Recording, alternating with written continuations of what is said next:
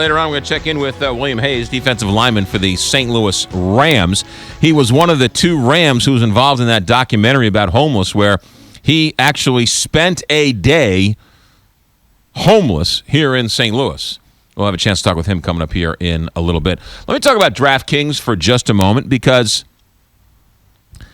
we talked about this last week, and I got a lot of grief for my take on DraftKings, which was that it was unregulated, it was gambling, and how it's now permeating the content of the NFL, and this needs to be either shut down or highly regulated.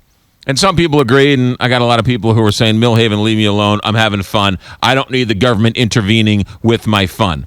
Well, it turns out that everyone who's played FanDuel and DraftKings has been duped and basically duped out of all of their money. There's people they show, hey, I paid $2 and I won $360,000. Where do you think that $360,000 comes from? You need stooges for a pyramid scheme. You need a rube for a 3-card Monty. And that's exactly what's going on. Now comes the story from FanDuel that they have inside information. The people who work at FanDuel and DraftKings, they have inside information.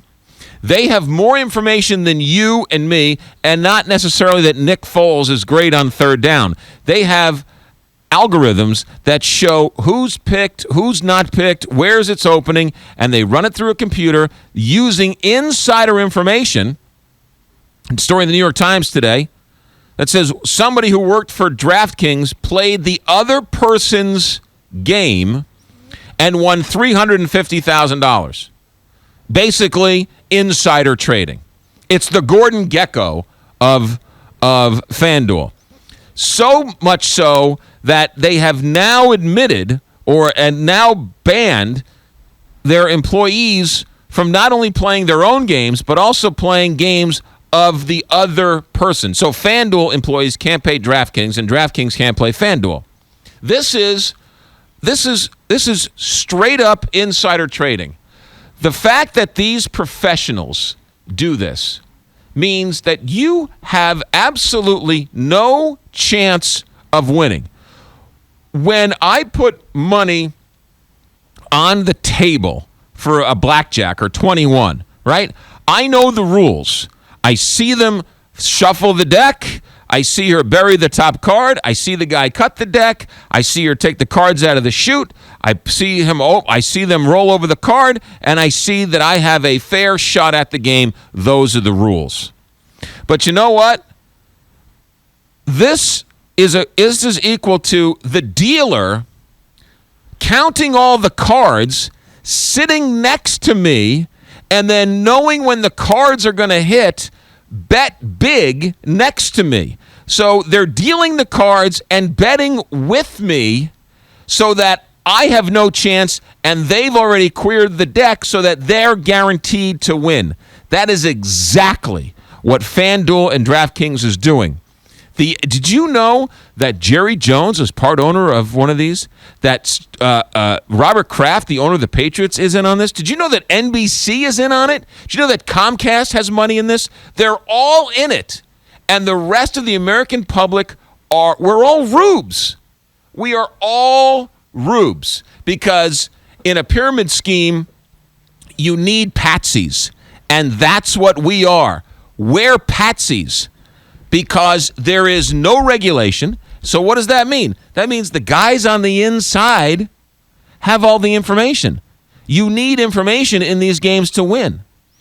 That's why they play these games. They just pick numbers. It's a numbers game. They don't care about you're there going over third down stats and how this guy did in college and what's his 40 time and who's the offensive coordinator and who's injured and who's not.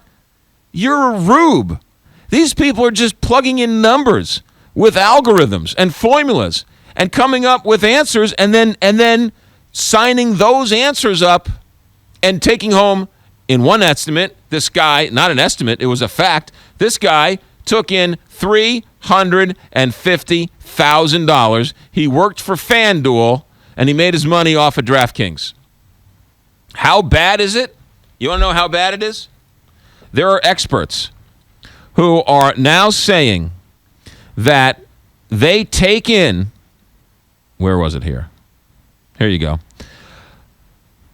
Estimates of daily games generate $2.6 billion in entry fees this year, and it's growing at 41% annually.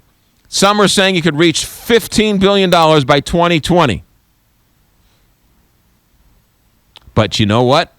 You need rubes. You need people who think they can win. So what do? You buy every advertising, every show, every broadcast, and you say, oh my goodness, guess what? I almost won. Oh my goodness, here's a guy who bet $2 and he won $300,000. Just fuel that pump. This is a pump and dump scam. That's what FanDuel and DraftKings is. It's a pump and dump scam. And I warned you about it last week, and I was told to shut up, Millhaven. We like our fantasy football. We don't need the government regulating our fantasy football. The government needs to stay out of our lives. Well, you know what? You're now in the middle of a pump and dump scam. And if you continue to play DraftKings and FanDuel, you might win once or twice, but overall, you're going to lose. You know why? Because the deck is stacked against you. Because the dealer knows the cards they're dealing. It's really quite unbelievable when you get right down to it. That it's one thing if some patsy were in on it, right? If some Ponzi was in on it. But the NFL is in on it. The NFL owners are in on it. NBC's in on it. Comcast is in on it. These guys should know better, and they should be ashamed of themselves.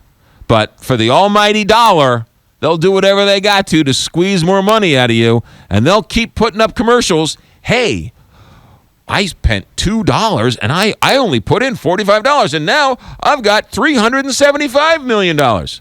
They never tell you about the guy, I put in my mortgage, and I lost. I put in my car payment and lost. My kid's college tuition. My kid's confirmation money. I put in. I lost it all. They don't put those people on the air. Because you can find those people. You have a hard time finding the winners. The winners are usually the ones who are working the system and have the inside information. It's the Gordon Gekko of FanDuel and DraftKings. FanDuel spent over $14 million on TV ads alone last week. Yeah. In third place behind Geico and Verizon, just barely behind Verizon to be in the top two of advertising on television alone. You are officially warned. You cannot win. You think you can, and you think you got the bravado, and you think you're smart enough, and by golly, I can study these charts and graphs, and I can tell you, I can tell you who wins. No, you can't. The game is rigged. The game is rigged, and that's what this shows you, that the game is rigged. And you know who's rigging the game? The same billionaires who are rigging the game down in Jefferson City, the same billionaires who are going to have the stadium built for them, the same billionaires who are having TIF money build a high-end luxury apartment complex in Clayton. FanDuel and DraftKings is rigged. You are officially warned. 9:34 here, Big 550. KTRS. Let me tell you about my friends at